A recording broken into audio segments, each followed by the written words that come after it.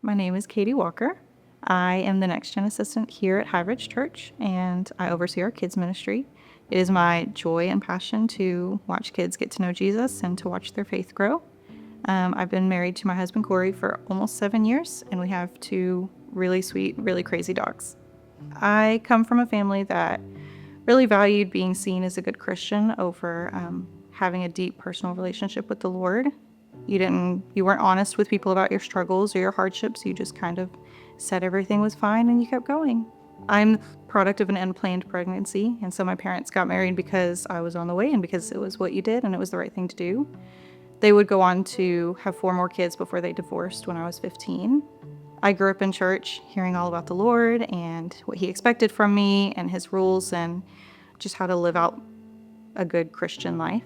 But at home, it was just completely different. It was never lived. Those standards and expectations weren't lived out by the adults in my life at home. So I gave my life to Jesus when I was 12 years old. I heard his voice speak to me really clearly, and it was the first time that I felt loved and seen and really wanted. So it was just a really beautiful moment. My dad, after the divorce, quickly remarried, and I gained 5 more siblings. And I loved being the oldest. I loved all the chaos of a big family, and it was just really sweet. But it was really apparent quickly on that my parents were unavailable and just unable to cope. And so I became the main person caring for everybody, and that would end up being a total of 12 kids. And so it was a joy to care for them. I loved every moment. It gave me hope and purpose through some really dark times. But at the end of the day, I was never meant to carry that weight. It was a lot. The darkest point in my life was around 17. From the outside looking in, our family was this really big homeschooling, perfect family. But at home, it was a completely different story. It was filled with arguments and chaos and abuse, and it was just really hard. And I felt really isolated. I felt like the only way to keep my family together was to just not tell anybody. So it was hard. It was like, you can't tell anyone all of your mess. I prayed daily for the Lord to heal my family. I kept seeking after him. I kept praying, and it almost felt like every time I did that, it got worse. I was trying to reconcile the thought of having a loving God who would leave me and my family in such a hard situation. And the only thing I could come up with was that he was disappointed in me. I had a very legalistic view of who God was. And so I thought that I just disappointed him, and that if I could just do better, he would heal my family. I thought his love was something in the background of his personality when it's really the opposite. And I didn't understand that. Eventually, the pressure of keeping up appearances in public, the weight of caring for 12 kids, and I felt isolated and like God just didn't want to hear from me. I really started feeling like if this was what life looked like, then I didn't want it anymore. I remember telling the Lord, either you need to change something or I want to be done. When I told him that, I honestly didn't think that he cared enough to hear me. I didn't think that he was going to change anything.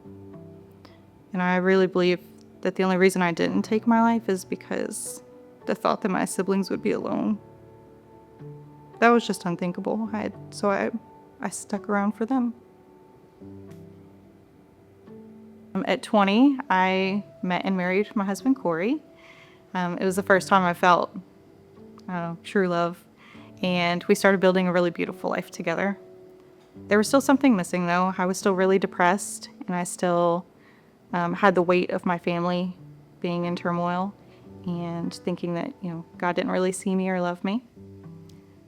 I wanted a deeper relationship with the Lord. I really did. But it was like every time I tried to get closer to him, that wall of all the things I had done wrong just made him feel unreachable. And so I eventually just stopped seeking him. And then in 2020, COVID happened, and the church that I had been going to shut down.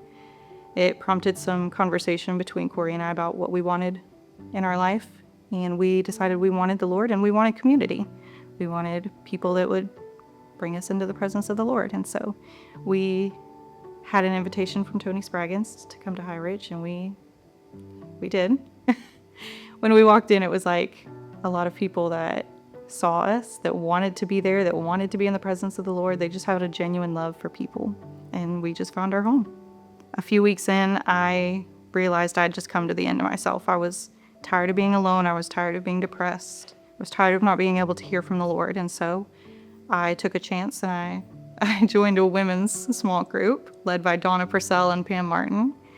And over coffee on Saturday mornings, everyone in the group would take turns sharing their stories and what they were currently, struggling with. And everybody was just open and honest. And I was just amazed at the wisdom and the faith in that room. And it gave me the confidence to share a little bit about myself and the struggles that I was facing. And they offered to pray with me, which is not something anybody had done before. And them praying over me really just gave me a sense of hope that I could hear from the Lord in the same way that they could hear from him. And so I went home and started reading my Bible. And I got really honest with God, and I told him everything on my heart. I told him that I was frustrated, that I couldn't live up to his expectations. I was mad that he wasn't healing my family. And then I told him how much I just needed him to be with me. And he responded. He enveloped me in love. And the more I dug into the Bible and the more I heard from other people, it was just very clear that what I did or didn't do, perfection was not the goal for him. It was my willingness to open my heart and let him in and let him start the healing process. It was him pulling out the roots of legalism and the weight of shame and guilt that I had carried around for so long. It was like every encounter with somebody and hearing their story, every encounter with the Lord, that weight, that burden just got a little bit lighter. In the next few months, Corey and I joined a young adults group, and I started serving in kids ministry.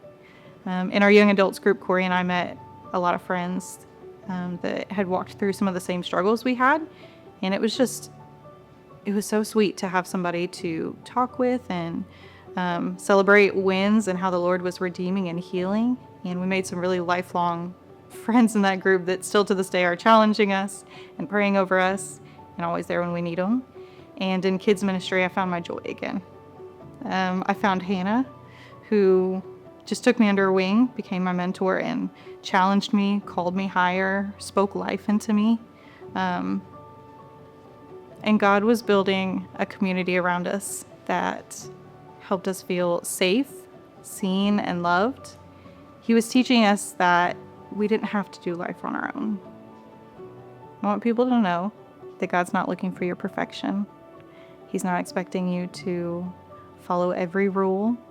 In the Bible, when we talk about Jesus coming down and he takes the weight of our imperfection.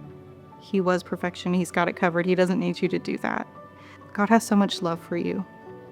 And he just wants you to be open with him, be honest with him, and be willing to let him do the work. Being vulnerable is really important.